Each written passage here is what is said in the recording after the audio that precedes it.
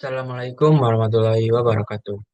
Perkenalkan nama saya Aziz Abidin dengan NIM 10109240026. Nah, di sini saya akan menjelaskan eh, pada pertemuan minggu kelima pada matkul teknik pengukuran dan akuisisi data. Nah, pada pertemuan minggu kelima yaitu konsep dasar kesalahan pengukuran. Jenis-jenis kesalahan pengukuran ini terjadi error. Saya refresh dulu.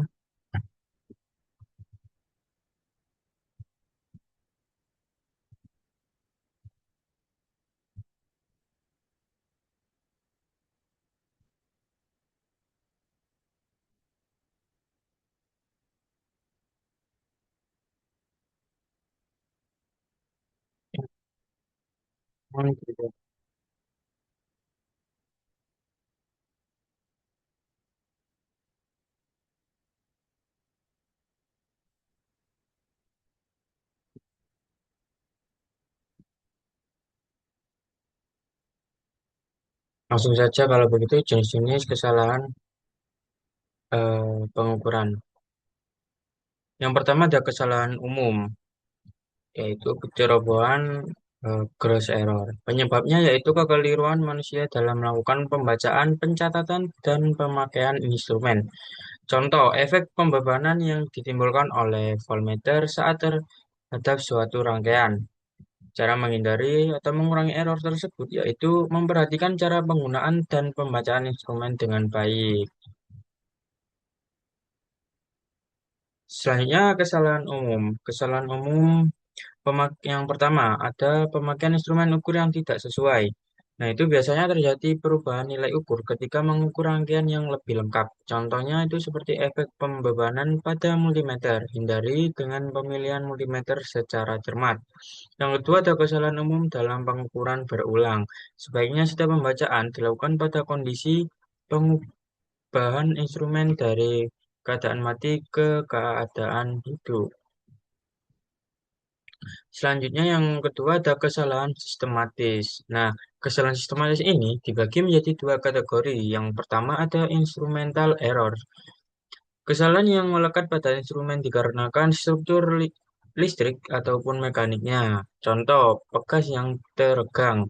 Cara menghindarinya yaitu memilih instrumen yang sesuai untuk pengukuran tertentu, menggunakan faktor koreksi. Yang terakhir ada mengkalibrasi instrumen dengan instrumen standar. Selanjutnya yang kedua ada environmental errors. Disebabkan oleh faktor di luar instrumen itu sendiri, termasuk kondisi lingkungan sekitarnya. Contohnya itu temperatur, kelembapan, tekanan udara.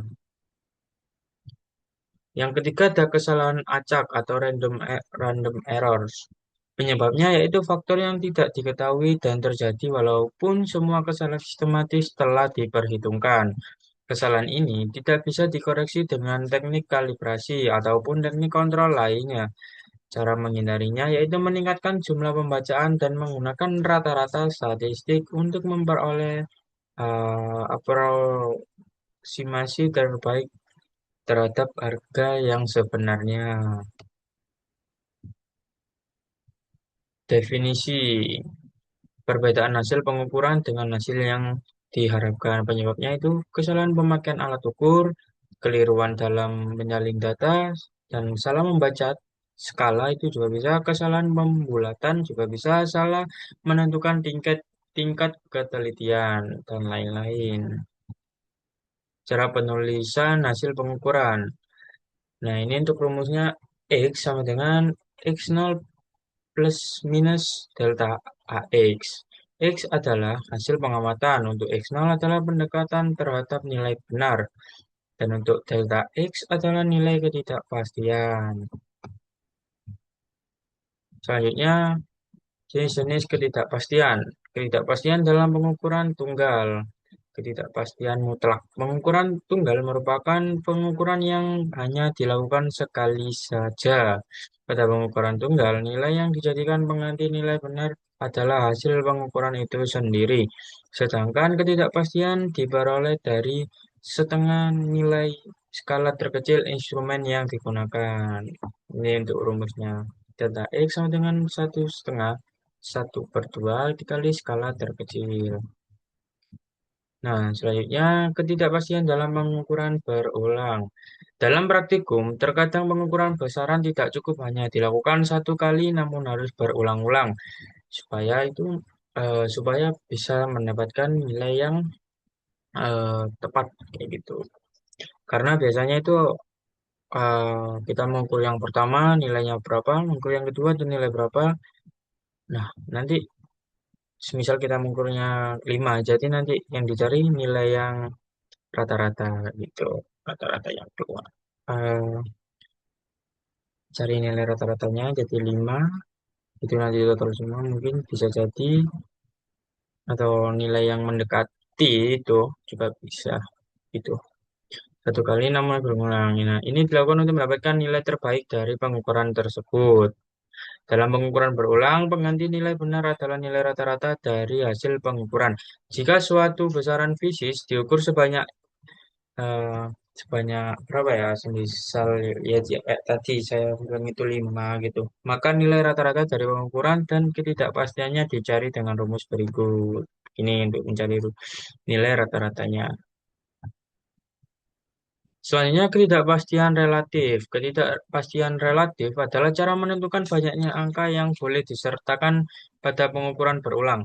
Ketidakpastian relatif dapat ditentukan dengan membagi ketidakpastian pengukuran dengan nilai rata-rata pengukuran. Secara matematis dapat ditulis sebagai berikut. Nah, ini ketidakpastian relatif yaitu delta X per X dikali 100% untuk mencari ketidakpastian relatif. Selanjutnya, ketidakpastian relatif. Setelah mengetahui ketidakpastian relatifnya, kita dapat menggunakan aturan yang telah disepakati para ilmuwan untuk mencari banyaknya angka yang boleh disertakan dalam laporan hasil pengukuran berulang. Nah, jadi kalau kita pengukuran berulang itu pasti ada syarat-syaratnya begitu. Ada yang sepakati, yang nilai-nilai yang mendekati mungkin bisa jadi kayak gitu. Eh, tapi sudah kayak seperti ditentukan gitu loh. Kayak misal sudah ditentukan 5 nih nilainya. Tapi kita sudah mengukur 5 kali, nggak ada yang eh, nilainya persis di 5. Nah, misal kita dapat yang 4,5, 3,5. Jadi yang kita ambil yang 4,5 begitu, yang mendekati. Aturan banyaknya angka yang dapat dilaporkan dalam pengukuran berulang adalah sebagai berikut. Yang pertama, ketidakpastian relatif 10% berhak atas dua angka. Ketidakpastian relatif 1% berhak atas tiga angka. Ketidakpastian relatif 0,1% berhak atas empat angka. Gitu. Jadi itu yang paling mendekati kan ini beratas dua angka. Ini analisis statistik hasil pengukuran. Yang kedua, adanya kesalahan dalam pengukuran memerlukan analisis statistik. Analisis statistik digunakan untuk mendapatkan hasil pengukuran yang mendekati data sebenarnya, ya, seperti yang saya bilang tadi itu. Diperlukan data pengukuran berulang untuk mendapatkan analisisnya, melakukan analisis.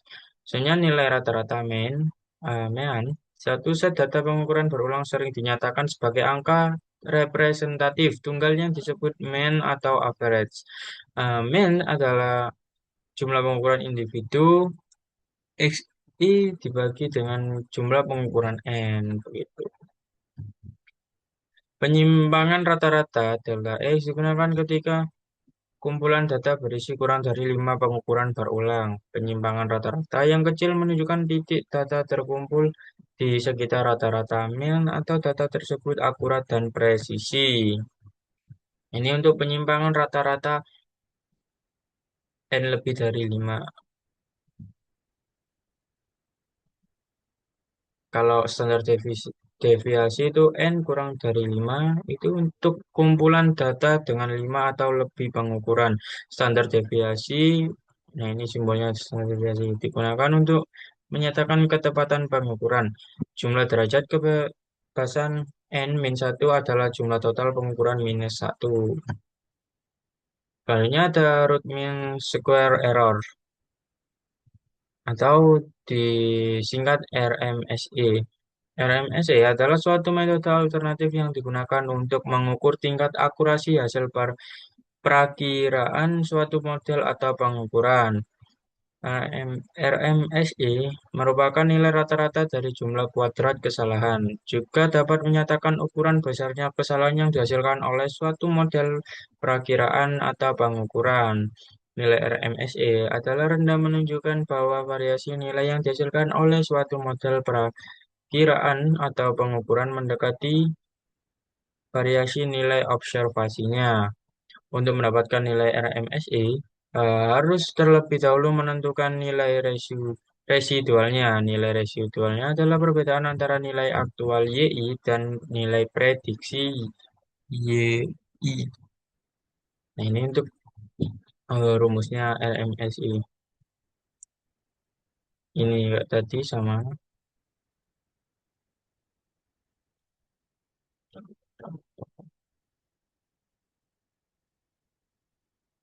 Penentuan toleransi alat ukur. Nah, dalam dunia industri, toleransi merupakan bagian dari spesifikasi suatu produk yang dapat diartikan besarnya perbedaan antara kondisi aktual dibandingkan kondisi ideal.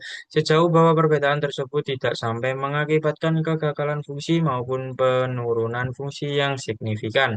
Misalnya, sebuah komponen mesin mempunyai spesifikasi ukuran 50 mm dengan toleransi plus minus 0,1 mm. Ini berarti bahwa komponen tersebut masih dapat berfungsi dengan baik, asalkan ukurannya di antara 49,9 mm dan 50,1 mm. Nah, seperti yang saya bilang tadi, yang kayak 5, itu ada yang mendekati, eh, kalau misalnya nilainya 5, ini plus minusnya 0,1, jadi yang harus kan berarti ini 4,9 atau 5,1 begitu. Contohnya seperti itu. Selanjutnya, penentuan toleransi alat ukur. Nilai ketidakpastian pengukuran harus lebih kecil daripada toleransi yang diberikan untuk produk yang diukur. Idealnya nilai ketidakpastian pengukuran besarnya 1/10 dari toleransi atau dalam kondisi terburuk, nilai ketidakpastian pengukuran diharapkan tidak lebih dari sepertiga toleransi. Toleransi berkaitan dengan produk yang diukur, bukan dengan alat ukurnya. Untuk alat ukur, terdapat istilah maksimum permissible error atau MPE. Antara MPE dan toleransi memang ada kesamaan makna, tetapi dianjurkan untuk tidak dicampur aduk. Selanjutnya, instrumen dengan toleransi lebih tinggi dipilih karena sejumlah alasan termasuk kompatibilitas, kompatibilitas dengan sistem pemantauan yang ada. Risiko lebih rendah dari pembacaan di luar toleransi yang mempengaruhi produk. Nilai keseluruhan yang lebih baik pabrikan berada di vendor yang disetujui. Nah, ini juga nggak muncul. Jenis-jenis toleransi alat ukur. Maaf Pak, ini juga tidak muncul error. Selanjutnya, toleransi ukuran dua batas penyimpangan yang diizinkan pada setiap ukuran elemen. Ya, toleransi dua batas penyimpangan. Toleransi memegang peranan yang vital pada proses produksi dikarenakan sangat sulitnya membuat suatu alat atau benda sesuai dengan ukuran yang tepat karena menyangkut ketelitian dengan proses pengerjaannya. Toleransi ukuran dibedakan lagi menjadi yang pertama toleransi standar, yang kedua ada toleransi umum, yang ketiga toleransi khusus, dan yang empat adalah toleransi suaian. Ya juga nggak muncul. Nah, kita langsung masuk ke sini. Toleransi geometrik. Toleransi geometrik yaitu toleransi yang membatasi penyimpangan bentuk, posisi tempat, dan penyimpangan putar terhadap suatu elemen geometris. Toleransi geometris pada dasarnya memberikan kesempatan untuk memperlebar persyaratan dari toleransi ukuran. Jadi bisa melebihi dari nilainya mungkin itu yang nggak jauh-jauh banget mungkin itu bisa ini termasuk toleransi geometri. Misal kita mentoleransi eh seharusnya nilai 5. Nah, tapi kita mentoleransi itu nilainya lebih dari dua angka yang sudah ditentukan kayak 7 maksimal. Jadi nanti kalau nilainya 6,5 itu masih bisa. Itu mungkin dalam ini saya sendiri kayaknya agak gitu. Soalnya pemakaian toleransi geometrik hanya dianjurkan apabila memang perlu untuk meyakinkan ketepatan komponen menurut fungsinya. Misalnya konfigurasi kekasaran permukaan. Konfigurasi permukaan yang mencakup antara lain kekasaran permukaan dan bekas pengerjaan tekstur memegang peranan penting dalam perencanaan suatu elemen mesin, yakni berhubungan dengan gesekan, keausan, pelumasan, tahanan, kelelahan, kerekatan, suaian, dan sebagainya. Nilai kekasaran rata-rata aritmetik dalam kurung RA telah diklasifikasi oleh ISO menjadi 12 tingkat kekerasan dari N1 sampai dengan N12. Itu, nah sekian dari saya. Jika ada salah kata, mohon maaf sebesar-besarnya. Assalamualaikum warahmatullahi wabarakatuh.